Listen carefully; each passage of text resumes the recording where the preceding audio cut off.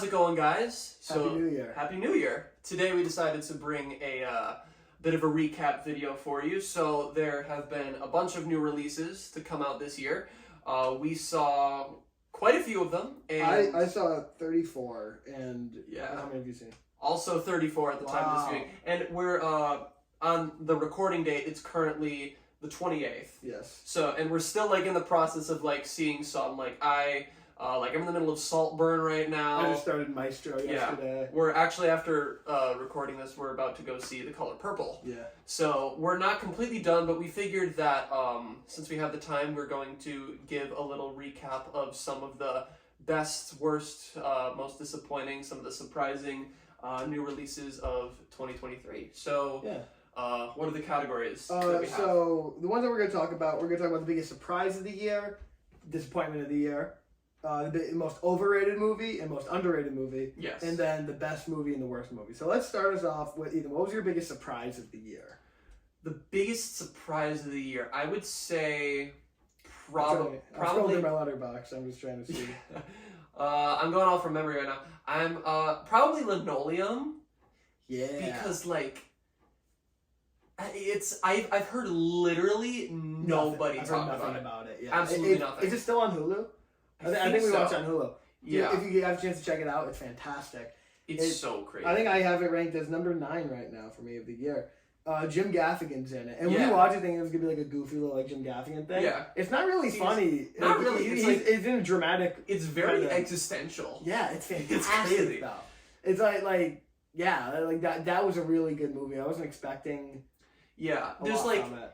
It starts off very interesting, ooh, this is kind of fresh, it seems like it's going to be some sort of a coming of age film, and then somewhere in the middle it starts to throw out some weird little elements where you're kind of just whoa, what's going on here, what are you doing, but it pulls it together by the end, so it just keeps on going, but it has the confidence in itself so that you roll with it. You're you don't ask what the hell's going on. You're all right, it's going someplace and I'm gonna let it get there, and then it gets there and it's really, really nice. Yeah. So that's definitely the most surprising. I'd say that's the biggest surprise of the year. Another one for me, I know you haven't seen it, Skinamarink. Skinamarink, That's a Letterboxd favorite, that's a big Letterboxd movie. That song was popular about a month ago. It was in some of the most I think it's watched. technically, people say it's technically a 2022 movie, but it didn't come out officially. It's one of those weird movies. Right. It didn't come out officially until this year. Linoleum was the same. It was out at festivals in 2022, but it didn't release until 2023, and only in select theaters. And then it was just dumped on streaming. Yeah. But Skinamarink, I think what did I watch it on? I forget. It might have been Hulu. But was it Was it that weird streaming service that you get from your college or something? No, it wasn't on that. Oh, okay. I'm currently watching Fences on that. Oh, okay. But, no, Skinamarink, I wanted to squeeze it in before Halloween. I didn't have the time.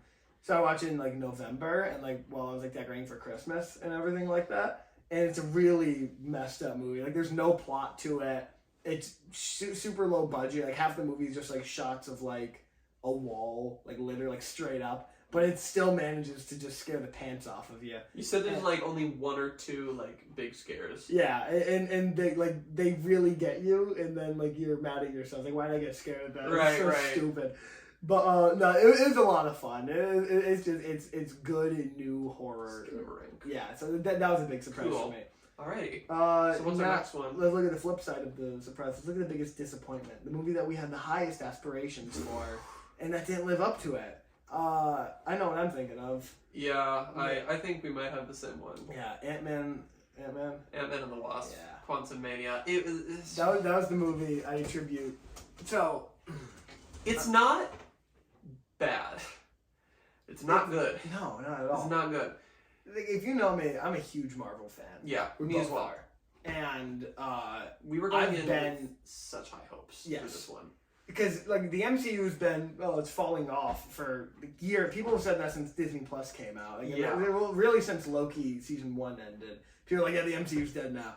And I never took any of that. I was always Marvel's biggest advocate. I'm no, the next one's gonna be good. I always had hope. I always had and then all throughout 2021, where it was just okay movie after okay movie after just bad movie with the Eternals. Yeah. And then Spider-Man. And then like Spider-Man's like, yeah, Spider-Man, like, yeah, this is awesome. And then they did that like whole trailer for Doctor Strange. And like, it's gonna be awesome. Out. And then I saw Doctor Strange in the theater afterwards. I'm like, that was awesome. But then I thought about it, and I'm like, not really. Right. I'm like, I didn't love it. Like, it's like it wasn't bad. It was good, but it like you wanted more from it. Yeah. It was just like it could have. It was only 2 hours. It was short. It would have benefited from like more. Yeah. And what else? What else came out in 2022?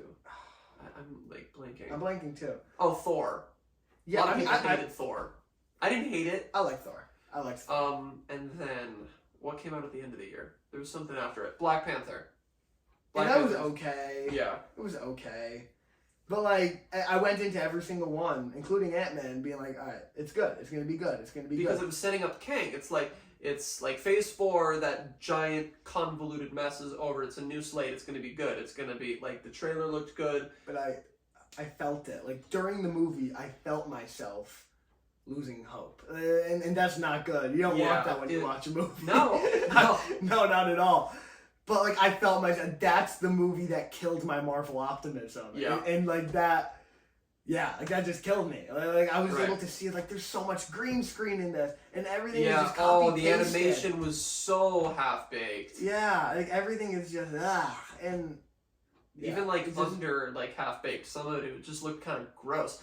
Like there was like part of an idea. Raw. It was so raw. Yeah, it was like part of an idea there, but like it just like some of it there wasn't enough. There were some parts of it like friggin' MODOK that shouldn't even like have been there at all. It was just gross. I remember when they showed it on screen where like Paul Rudd was like, Darren? And then like they showed the face and I like out loud just was like, ugh. Yeah, you sent me a screenshot from the trailer where like they showed him and I'm like, that's not real. I'm like that's a meme. And then it was real. It came up like and you were like, oh. It was like a $300 million movie. They're spending so much money to make these movies and it's terrible. And then there's so much better movies made for like a quarter of that. Like Barbie and Oppenheimer. Right, yeah. And Spider-Verse. So, yeah. Yeah, alright. By far the biggest disappointment. Alright, now let's look at let's put on our highbrows and look at the most overrated movies. Let's look at those pretentious movies that didn't fully live up to our to the hype. So actually, I don't have one prepared for this one. Okay, I'm gonna go out on a limb here. I don't want to get hate for this because this isn't a bad movie. I feel that like when people say a movie is overrated, they're insinuating that it is bad. No. That does not mean that it is bad. It's just I just don't enjoy it as much as everybody else. Barbie was a good movie. It was a good movie. I gave it like... It's a really good movie. It is a really good movie. I gave it an 8. I gave it an 8 as well. Cool. Wow, we agree. Yeah. We gave the same rating for something that wasn't a 10. That's insane. That never happened. Right. It's a good movie. I thoroughly enjoyed it, but like... I don't see quite what everyone else. And I mean, I totally get it. Like part of it's like, like we're not supposed to fully see it. It's like, like you're saying, in order to fully understand Barbie, you have to be a woman, and that's not an experience that we have. Yeah. So it's a fantastic movie. Like I agree with the message that you're ham-fisting in the film wholeheartedly. Because I like to think of myself as not a pretentious douchebag. Yeah. And I like to think that I respect women. Same, yeah. So, like, I completely agree with the message and the themes and the motifs that are going through this movie. I think that, I'll even say, like, America Ferrera's, like, her whole speech at, like, the end of the second act in the film I thought was like really, really brilliant. I feel the way that she portrayed it was really, really good. But like, what was the way that Sean Chandler described it? The message of this film. Oh man, I forget. Oh yeah. So it's like because it's not trying to like teach the message to kids. It's just trying to like say like, yeah, the patriarchy's bad, right? Yeah, it is. Yeah, and it's teaching it to an audience who already knows that. It's like... And there's like high-fiving themselves. Yeah, I know it's like a term group of like 20-year-olds who already know the message and they're like high-fiving each other. It's not trying to teach it. It like, there are like a few ways that like it is like subtly empowering, but it could have been like I will say, more into that aspect. I will say that recently, just a few days ago, I rewatched it. Yeah. I will say on the second time, you see how it's more subtle than at the first time I thought it was. Like it's more subtle, and you notice more stuff about Ken's side of it, like Ken's point of view in it and everything like that. So I will say it gets better on a rewatch if you have time. Right. I recommend that on a rewatch. Okay. I will say it never bothered me. Nothing about the movie like bothered me. It was just like it was just kind of blatant. For me, overrated movie. I have I agree with what you said about Barbie to some degree, but another one I have to say, I'm just gonna mention two movies here. Killers of the Flower Moon. Killers of the Flower Moon and The Creator. I'm just Killers of the Flower Moon because like 3.5 hours is like, and I'm not like I don't want to sound like I have a short attention span because like I've seen 3.5 hours, like the 3.5 hour movie. Yeah. That felt shorter than this movie, like The Godfather 2 or Avatar 2, and not quite 3.5 hours, but still, like it felt a lot shorter for me personally. It was a long movie. It was a really long movie. It was really well done. It was a really well done movie. It didn't really lose me. I wouldn't say it's... It didn't lose me. I just kind of wish it was a little shorter. Right. I personally won't say it's overrated, but just because like I was able to like follow it, I felt like I was able to comprehend it. You were as well. We were checking in with each other like every 15 minutes. The back of my hair was flat at the end of that movie. Yeah. I'm sitting in the back. But we stood up. We were just like, ah. Yeah, we were just in here for 3.5 hours. We had to make sure all of the fluids were out of our system before we went in because we knew that like Martin Scorsese was gonna be like, this is real intermission. This is real cinema. You have to be in here for 3.5 hours. It's like, stop it. No, but then like I see reviews of it where it's like, this could have been 3 hours longer and I wouldn't have complained. I was that glued to the screen. I'm like, shut up. You were? I wasn't. I wouldn't say I was glued to the screen. That's so douchey. I know. And then The Creator, I'll say, just because like everyone is like, oh, this is like the next sci-fi. I mean, it was only a few weeks that like people were talking about this movie, but there's like, this is the next sci-fi epic. This is a fantastic movie. It looks and sounds fantastic, but the story, it just sympathizes with AI way too much. And like I thought that was good because like it was like right when like AI was like on the rise, and I was like, oh, this is the opportunity to say something really impactful, to like really be something big, and it's way too sympathetic toward AI, so I didn't see the hype of that. That's mine. All right. So that was category. That was overrated. So Underrated. Now, underrated. Okay. There's a lot of smaller movies though. I'll start off. Yeah. I saw. Yes, yeah, I saw this movie called Pinball, The Man Who Saved the Game. I saw that sometime in the spring, I forget when. I saw it on Canopy. I think it's on Hulu now. But Mike Feist. Mike Feist, that's right. I love that guy. He's fantastic. He plays this guy. It's like a true story from the 70s where like pinball was banned, and he's the guy who like brought it back. And it was just a really well made, it was really interesting. It's something that like I never heard of really before or since. Yeah. And I just gave it a watch, and it was really like I was entertained. I was kind of glued to the screen there. But like and no one ever talks about it. You haven't seen it, and no, I haven't. I would recommend that. And another one that I'm gonna say, I don't know if you're gonna say this, A Man Called Otto. Yeah.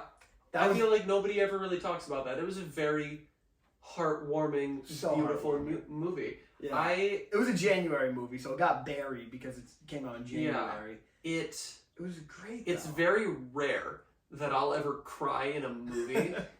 I cried. Yeah. I teared up so much in that movie. When the credits started to roll, I didn't even look at them. I pulled out my phone and I started like a note in my phone, and I like made note of like all the times that I started to cry. That's true, and then I like showed him. I was like, that's every time that it happened, because it's just so like so sweet. It's just so sweet. It's so heartbreaking. And Tom Hanks is such a great. It's on Netflix. Watch it. it's heartbreaking. It'll break your heart, and it'll give you faith. And Yeah. it's a really great movie that no one ever really talks about. I would say an underrated movie is Asteroid City, because I feel like a lot of people are like kind of hating on it. I don't see how. I don't really people are saying it's too ambiguous, but I feel like the kind of like vagueness of the movie is what's so great about it. I think it handles it really well because it builds that into it. It's not just something because so many like pretentious directors just kind of do that. It's like, oh, it's ambiguous. But the way Wes Anderson does it here, it's like it's part of the message. It's the ambiguity. And God, I love that movie. It was so good. I think I've only seen a couple Wes movies. This was my favorite one, though. Yeah. I've seen Isle of Dogs. I've seen Moonrise Kingdom and Fantastic Mr. Mr. Fine. I think those are the only other three that I've seen, and this was my favorite. I think it's my second favorite. I saw Grand Budapest Hotel. That's probably my favorite. Asteroid City is my second favorite. Nice. And then I saw Fantastic Mr. Fox and The French Dispatch. But like there were so many parts of the plot that I saw that were like correlations to like being in quarantine, because like everybody in the film was in quarantine, and then it's like people hanging out with the people that you're limited to. The whole thing about aliens, which I didn't connect until recently. Like, remember there was like an Area 51 thing going on? Yeah. I mean, I think that there was probably before. That was a while ago. But like, still though, like I thought that was kind of neat, and just. I'm gonna give that a watch. One day it was in January at some point. Yeah. Because I'm like right when after we saw it, I'm like that's gonna be interesting to watch again. So I'm excited. Yeah. But yeah, that's definitely one that's getting. I would say too much hate, but really any I don't understand. I don't understand any of the hate that movie's getting. It's weird. I don't like. I've heard from some people it's like, oh, I don't understand why, like people think it's so great about it. I'm like, no, I don't really. I'm hearing anybody like at all say that it's great. It has like a 6 point something on IMDb, and I was like, really? It deserves higher than that. It does deserve higher. I think it's just all the characters are like comically Wes Anderson. So much. It's like so Wes Anderson. Not flat performance, but it's like stoic. I'll say that's probably the best word to describe it. All right, and now let's move on to the best and worst. How do you want to do it? Do you remember like your top 5 at least? Of the year? I do remember my top 5. Alright, so do you remember like your bottom, like whatever? I believe we're filming on Ethan's phone right now, so yeah. Okay. So how should we start? Do you want to do best first or worst? Let's do worst first. Okay. So I'm gonna say I'll do bottom 3 and then top 5. Yeah. Cool. So what is your bottom 3? Then? Bottom 3. So like bottom 3, and then we'll do like bottom 3, and then like one sentence why. Okay. For each one. So the speed round. Yes. Quick. This isn't something that we normally do. So I would say 65 definitely, because I feel that's my pick for most underrated. I loved 65 on my heart. Go ahead. 65, like I feel like it was setting up something very unique in the marketing, and it just like completely fell flat on its face, like in the film. I disagree, but go ahead. Respectfully so. So second worst, I would say Cocaine Bear. I mean, you can't fault the movie for what it is, because like it advertised it for what it was. It didn't lie to the audience. But it was just like it's just messy. It's just not like great. It was funny. I enjoyed watching it, but it was bad. Mm. And then worst, I would say, is Megan. As much as I will say, one that we saw this year. As much as I'm going to like hate on this and like beat it to the ground, like I do see potential in it, but it is so predictable, and there are so many stupid character decisions. It's so It's so bad. The little girl who's with Megan, she's very unlikable. Her aunt, who takes her in, is also like very unlikable. And then everybody else is stupid. Yeah. It's just like all the characters. It's so dumb, and it's not even scary. So like.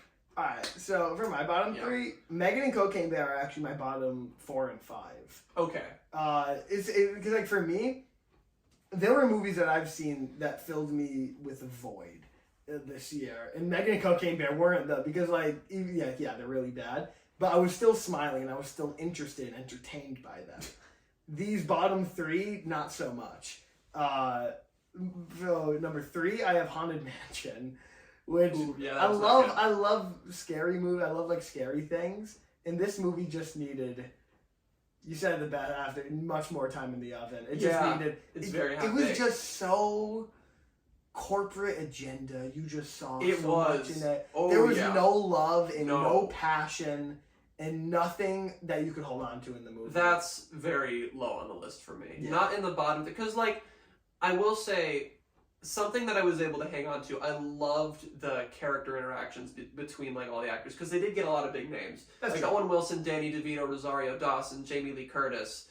I liked the way that they interacted with each other. I didn't believe that they were the characters that they were. I just saw them for the actors that they were. Yeah, and that's what they wanted. Why it was, Yeah, so that's my 3. 2, Ant-Man. We already talked about that. Yeah. And 1, I saw this movie called Silent Night, and it's got a goofy name like that, and it says, I'm gonna read you the letterbox description. Action speaks louder than words. A tormented father witnesses his young son die when caught in a gang's crossfire on Christmas Eve. While recovering from a wound that cost him his voice, he makes vengeance his life's mission and embarks on a punishing training regimen in order to avenge his son's death. So I'm like, that's kind of silly, because it's called Silent Night, and it's like a revenge movie around Christmas time, and he can't talk. He doesn't have vocal cords. So I'm like, that's kind of goofy. And there's no humor. There is no anything in this movie. Oh. I was so bored. Ew. And it's so serious, and so like there's no words in it. No one talks. I didn't like anybody. I felt dirty. I felt like I needed to shower afterwards. Just get the set design and everything. Wow. The action was not even that good. Nothing in the movie was good. It was a terrible movie. All right, let's switch gears. Those are the worst. Yeah, and give top 5 and 1 sentence, 3 sentence why for each one. Alrighty, so 5, Linoleum, which we already talked about, very underrated but very existential, and it's just very different from all of the corporate generated stuff that's coming out right now. I agree with that. 4, I have Killers of the Flower Moon. I know that's like a very pretentious choice, but I really enjoyed it. Fantastic movie. Because like, I know what I said about it, but it's fantastic. For all of the pretentious films that there are, like, it definitely is. There's no denying it. Yeah. Scorsese made it, and he thinks the world of himself. But, like, it is very good. And I was very proud of myself for, like, being able to follow it, and I enjoyed it. And, I love Leo. And, all the acting. Yeah, it was stellar. Yeah. 3, Guardians of the Galaxy Volume 3. It's my favorite Guardians of the Galaxy Really? movie. I don't know if that's like a hot take or not. Pick. I think they're all evenly matched for me. It was so good. I love the story about Rocket. It's just a perfect like way to end a saga about like this ragtag team of losers, but like you learn to love like each and every one of them, and like you'd like tie a little bow on like everybody's like little arc. It's just so perfect. Fantastic. 2 is Oppenheimer. 1 and 2 is really close.